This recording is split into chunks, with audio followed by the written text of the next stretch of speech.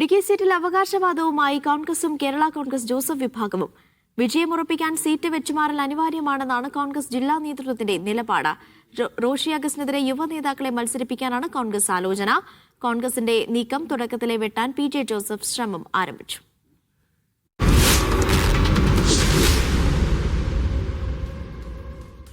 തൊടുപുഴയും ഇടുക്കിയുമാണ് ജില്ലയിൽ ജോസഫ് വിഭാഗം മത്സരിക്കുന്ന 2 സീറ്റുകൾ.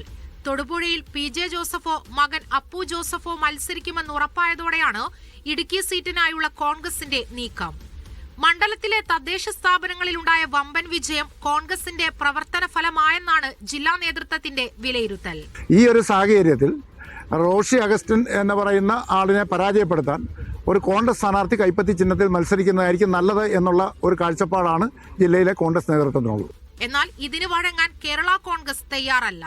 കേരള കോൺഗ്രസ് പാർട്ടി ഒരു സീറ്റും വിട്ടുകൊടുക്കുന്നതിനെ പറ്റി ആലോചിച്ചിട്ടില്ല.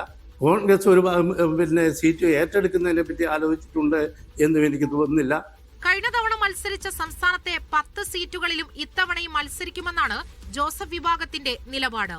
സീറ്റുകൾ വിട്ടു നൽകാനാകില്ലെന്ന് PJ ജോസഫ് മുന്നണി നേതൃത്വത്തെ അറിയിക്കും. മീഡിയ 1 ഇടുക്കി.